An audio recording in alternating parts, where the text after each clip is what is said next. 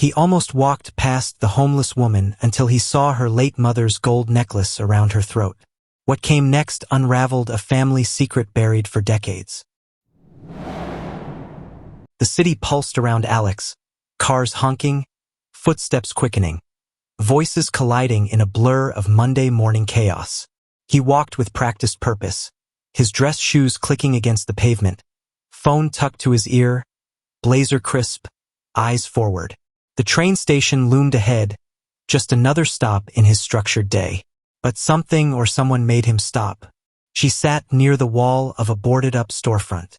No cup, no outstretched hand, just a cardboard sign resting gently on her lap that read, "Just trying to stay human." Her posture was still, her expression calm. A weathered face framed by strands of silver-streaked hair, and her dark brown skin was sun-worn and tired. Her eyes, deep and quiet, didn't dart like the others he'd seen on the streets. She just watched. Alex almost kept walking.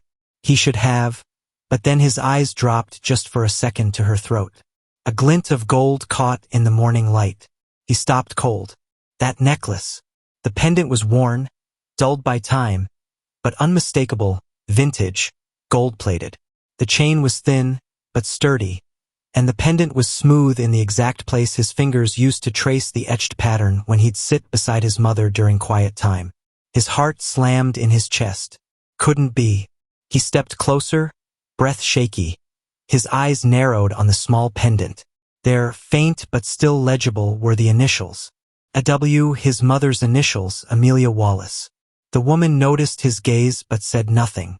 She didn't move, just met his eyes with a strange familiarity, as if recognizing something in him that even he couldn't yet name. Alex took a step back, shaken. His mother's gold necklace had vanished the day she did, when he was just 10 years old, standing barefoot on the porch, begging her not to leave. They never found her. No note, no trace, just the memory of her back disappearing into the rain. And now, 2 decades later, it was sitting around the throat of a stranger. No one else noticed. He clutched his briefcase tightly and turned to leave, but not without one last glance at that necklace and the woman who wore it. That night, Alex didn't sleep. He lay in his apartment, staring at the ceiling, city lights casting shifting shadows across the walls. His phone buzzed with emails. His planner sat unopened, and for once, his routine felt irrelevant. The necklace, her face, his mother's initials. It all haunted him like a song stuck on repeat. He hadn't thought about that day in years. The last day he saw her. He was 10. Rain was falling in thin gray sheets. His mother had kissed his forehead, handed him a folded paper crane, and promised she'd come back when the sky made sense again. She never did. And his father, he sealed that chapter like a locked door. No details, no goodbye letter, just a warning. She made her choice. You don't need to understand it. But now Alex needed to understand everything. The next morning, dressed in a coat that suddenly felt too heavy, he retraced his steps down the bustling street. His heart thudded louder with every block. What if she wasn't there? What if it was a hallucination conjured by grief? But she was. Same place, same quiet stillness. Only this time, she looked up before Alex even stopped walking. "Good morning," she said with a voice that was weathered but warm. Alex hesitated, then crouched beside her. "What's your name?" he asked. "Eleanor." There was something grounding about the way she spoke, measured, respectful, unshaken by judgment. She didn't ask why Alex was there. Didn't even seem surprised. "Eleanor, that necklace you're wearing. It belonged to someone important to me," he said slowly. Eleanor looked down at it, then back up at him. "It was a gift," she replied. "From someone who changed my life." Alex swallowed hard. "Where did you get it? Who gave it to you?" For a moment, Eleanor's gaze drifted, not evasively, but with memory. "From a woman named Amelia," she said softly. Alex froze. He hadn't said his mother's name, not once. The air seemed to go thin around him. "Amelia Wallace?" he asked, his voice barely more than a whisper. Eleanor's eyes met his again, and in that gaze something shifted. Not guilt, not evasion, recognition. But still, she didn't explain. Instead, she said, "She once told me sometimes the people who vanish leave behind the heaviest gifts." Alex stood in stunned silence. His mind raced with questions, but his heart whispered something else. There's more. She knows more. He didn't press. Not yet. But as he walked away that day, he realized something had cracked open inside him. Something that had been locked since childhood. And it all started with a woman named Eleanor and the necklace she wore like a quiet monument. Alex didn't stop visiting. He came every other afternoon. Sometimes with a paper bag of warm food, sometimes with a new pair of socks or a paperback novel he thought she'd like. Eleanor always greeted him the same way. Gentle nod, soft thank you. Eyes steady but unreadable. She never asked for more. Never expected anything. But slowly, like ice melting under a patient sun, she began to speak. She told him about long nights spent under bridges. The years when she didn't know what day it was, how people stopped seeing her like she'd turned invisible somewhere between losing her job and losing her place in the world. But then she said, a person changed everything. A stranger showed up, Eleanor said one day, holding a coffee Alex had brought her. Didn't ask for my story, just sat beside me on the curb like I was human again. Bought me a sandwich. Didn't flinch when I smelled like a week of rain and diesel. That woman gave me a chance. Gave me a room in an old garage she owned. Said I could fix it up and stay there. Gave me tools, respect. Alex's heart thudded. Do you remember her name? Eleanor looked out toward the passing cars, eyes distant. Amelia, she said as if tasting the name. Amelia Wallace. She spoke it with a reverence that stopped his breath. I didn't know she had a son, Eleanor continued, her voice low. She never talked much about family, just people she'd lost or people she didn't get to keep. Alex sat beside her on the bench near the alley where she usually waited out the afternoon sun. His throat tightened. What was she like? I don't remember much. Just her voice. Her laugh. Eleanor gave a faint smile. Voice like a quiet song. Gentle but strong. She laughed like the world hadn't earned it. But when she did, it made you want to laugh too. And she always said the same thing whenever things got hard. A person can break, but they're still a person if they get back up. Alex froze. That phrase, a person can break, but they're still a person if they get back up, was etched into his memory like a scar. His mother used to say it when he scraped his knees or failed a test or cried at bedtime after his parents argued. He'd repeated it like a mantra long after she disappeared. No one else knew that line. No one but her. His voice trembled. She said that to you, too? Eleanor nodded. It stayed with me even when everything else didn't. It wasn't just coincidence, not just a necklace or a name. Eleanor hadn't found Amelia's necklace by accident. She had known her. Alex stared at the woman beside him. The weathered hands, the weary eyes, not a thief, not a stranger, but someone who had quietly carried a piece of his past without ever knowing who he was. He suddenly realized the woman his mother had saved had been sitting right here all along, holding the fragments of a story no one had ever told him. And maybe, just maybe, she held more than she realized. The sky was gray when Eleanor handed him the key. Rain slicked the sidewalks and cars hissed by, their lights blurring in the mist. Alex had come with a scarf around his neck and questions he still couldn't put into words. Eleanor, seated under the awning of a closed corner store, reached into her coat pocket and pulled out a small rusted key. It dangled from a faded red tag, the numbers barely legible. She told me to give this to you, if you ever found me. Alex stared at it, brows creased. What is it? Storage locker, Eleanor said quietly. Hasn't been opened in years. No more words were needed. Later that afternoon, Alex stood in front of a row of metal doors at a local storage facility. His dress shoes clicked against the concrete floor, the air thick with the scent of damp cardboard and dust. Fluorescent lights buzzed overhead. The locker, number C23, gave a reluctant groan when he unlocked it and pulled it open. Inside was a single item, a weathered wooden box with brass corners, smudged and aged by time. He knelt down and lifted the lid. The first thing he saw was a photograph.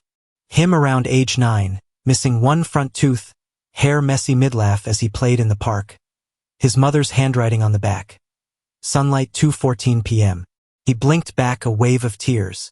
Beneath the photo sat a stack of letters, envelopes yellowed, corners curled, every one of them addressed to Alex Wallace. None had postage. None had ever been mailed. His hands trembled as he lifted the last one from the stack. The envelope was thinner, lighter. It had a small stain in the corner and a tear where it had been sealed hastily. Inside, on a single sheet of lined paper, his mother's writing unfolded the truth he had lived without for over 2 decades.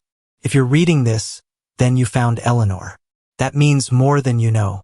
I didn't leave because I stopped loving you. I left because my family gave me an ultimatum. Choose them or choose the life I had with you and your father. I knew what staying would mean. Constant fighting, judgment, poison in the air every time you smiled at me. I chose not to make you grow up in that war, but I never stopped watching. Never stopped hoping. Every birthday I wrote you a letter. Every holiday I imagined what you looked like. I kept your laughter in my pocket like it was the only thing I had left. You didn't lose me because of anything you did, Alex. You were the one thing I got right. Mom. The paper slipped from his hands and fluttered into his lap. He stayed there on the cold floor of that storage unit, the rain still echoing against the metal roof, his coat damp at the shoulders, his face wet with tears he could no longer contain. His mother hadn't vanished. She'd been mourning him from the sidelines, fighting a battle he never saw, loving him the only way she knew how, by staying away. In that moment, grief and clarity held hands in his chest. The silence of years broken by words she'd never spoken aloud. And now he finally knew why. The next morning, the rain had stopped, but the clouds still lingered like old grief refusing to drift. Alex found Eleanor where she always sat beneath the same crumbling awning. Her back against the graffiti-streaked brick, hands folded gently in her lap. A half-finished book lay beside her, pages curling at the edges. Alex approached without speaking, not angry, just heavy. Eleanor looked up, eyes calm and steady, as if she'd been expecting him. I opened the box, Alex said softly. Eleanor gave a small nod.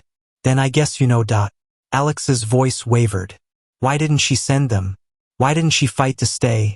Eleanor looked out toward the street where strangers passed without a glance.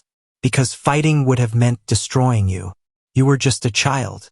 She didn't want you growing up in hate. Alex sank down beside her on the sidewalk, ignoring the dampness that crept through his coat. His hands were clasped in his lap, knuckles white. I hated her for so long, he whispered. I told myself she didn't care, that she'd chosen to forget me. She never forgot, Eleanor said, voice low. She carried you with her every single day. There was a silence between them, not awkward, not empty, but filled with something thick and tender. She talked about you often, Eleanor continued, her eyes distant. Not in words, not always, but she kept your picture in her wallet. Same one you found in the box. Called it her compass. Alex swallowed hard. I was at my lowest when I met her, Eleanor said. Winter of 2007. I'd lost my shop, lost my home. I was sleeping in a church basement, working odd jobs for food. Your mother? She found me fixing a busted generator in a community center. Didn't ask questions, just offered help. Alex turned to look at her. Why you? I asked her that once, Eleanor said, chuckling softly. You know what she said? Because someone helped me once, and I made a promise I'd pass it on. That's who she was. Alex blinked back, the ache forming behind his eyes. She gave me tools, a place to stay. No judgment. When people started whispering about her, about the way her family cut her off, she never defended herself. She didn't need to. She just kept helping quietly. He looked down at his hands. Why didn't she reach out to me when I was older? I would have understood. I wanted to know her. Eleanor hesitated, then sighed long and deep. Because by the time you were old enough, she was already sick. Alex's head snapped up. Sick? Eleanor nodded. Cancer. She didn't tell many people. Said she didn't want pity. And she sure as hell didn't want your father's family trying to twist things. Alex felt the world tilt under him. How, how long? 3 years, maybe a little more. She fought it quietly, still worked odd jobs, still showed up for the people who needed her. I didn't even know at first. Tears brimmed in Alex's eyes. She died alone. No, Eleanor said, shaking her head. I was there at the end. She was in a small hospice center out in Queens. No one else came. She didn't want a big service. But on the last day, she held the necklace in her hand and she told me something. Alex leaned in, his breath barely audible. She said, one day he'll see this. He'll recognize it. And when he does, you tell him the truth. Tell him I never stopped loving him. Tell him I just didn't want him to grow up watching me disappear piece by piece. A sob caught in Alex's throat. He turned away, hiding his face in his sleeve as the pain broke free. Years of confusion, of bitterness, of unanswered questions melting into something raw and aching. Eleanor sat quietly, letting him cry. She didn't reach out, didn't try to comfort him with empty words. She simply stayed present in his grief like his mother had once done for her. When Alex finally looked back at her, his eyes were red. His voice cracked. She should have told me. Eleanor nodded. She wanted to, but she said, if you ever found the necklace, it meant you were ready. Alex looked down at the glint of gold still around Eleanor's throat. Eleanor followed his gaze. It's yours, she said softly. But Alex shook his head. No, you carried the weight she couldn't. You kept her memory alive when the rest of the world forgot. That necklace, it doesn't just belong to me anymore. They sat there for a while, letting the world pass around them. And in that stillness, Alex understood something his mother had known long before she left. Love isn't always loud. It doesn't always come with grand gestures or perfect timing. Sometimes love is the quiet choice, the sacrifice, the memory worn like a necklace close to the skin, carrying the moments that truly mattered. The apartment wasn't much. A small walk-up in an old brick building tucked between a laundromat and a church, but it was warm, clean, and quiet. The radiator hissed softly. A kettle whistled in the background, and a second-hand armchair sat near the window, bathed in pale morning light.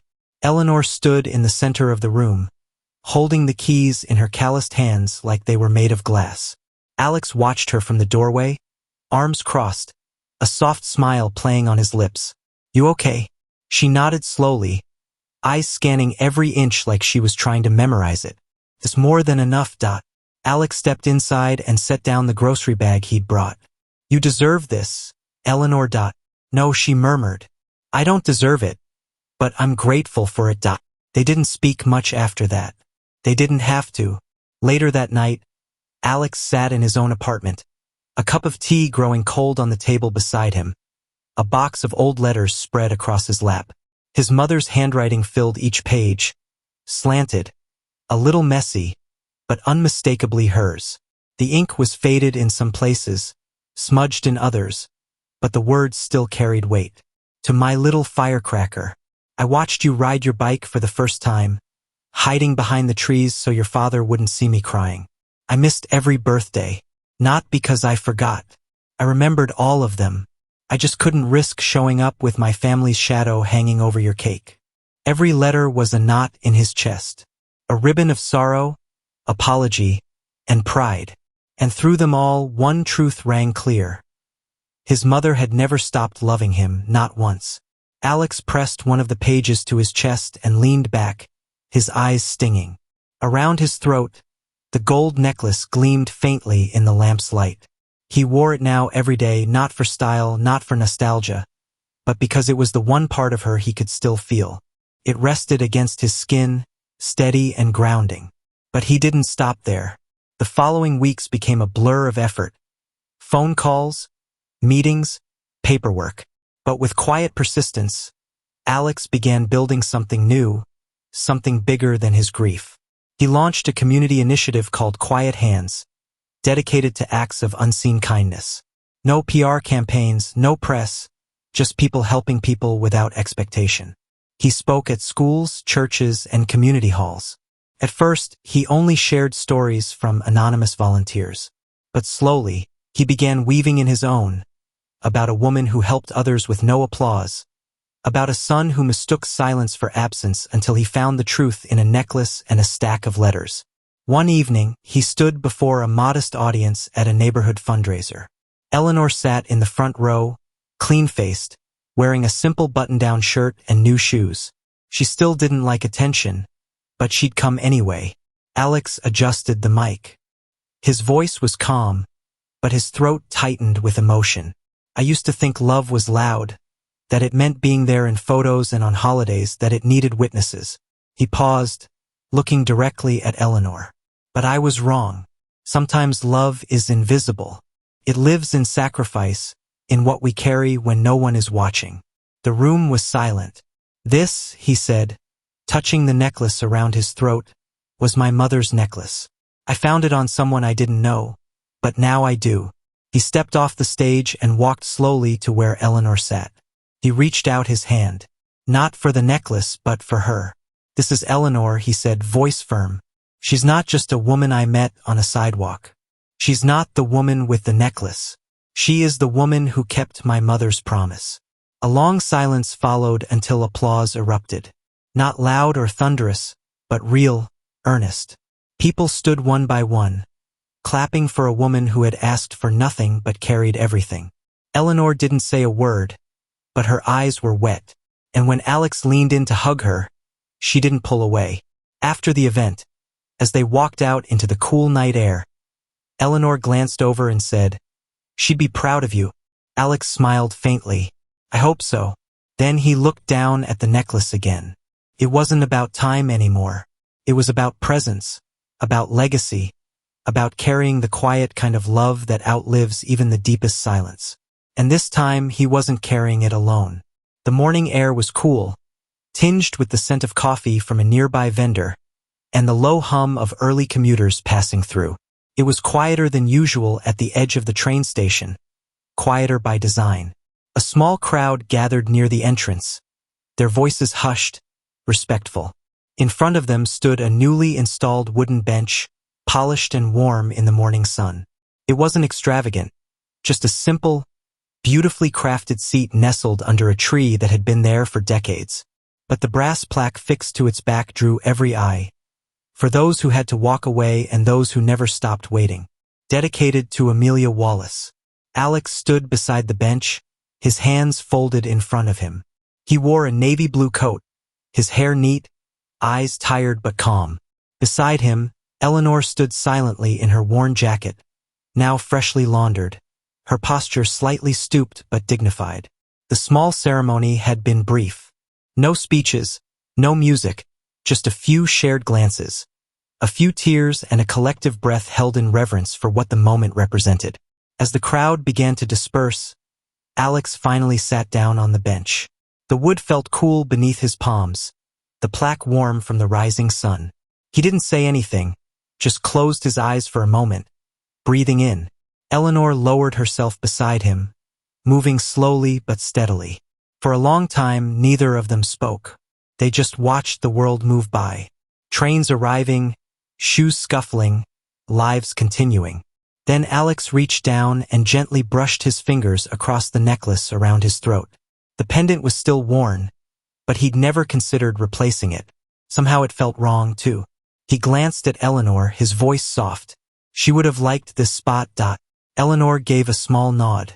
She used to come here sometimes just to sit, watch people live their lives. She said it made her feel connected even when she wasn't. A tear slipped down Alex's cheek, not from grief, but from something heavier and more beautiful. Closure, understanding. A peace he didn't know he'd been searching for until it settled over him.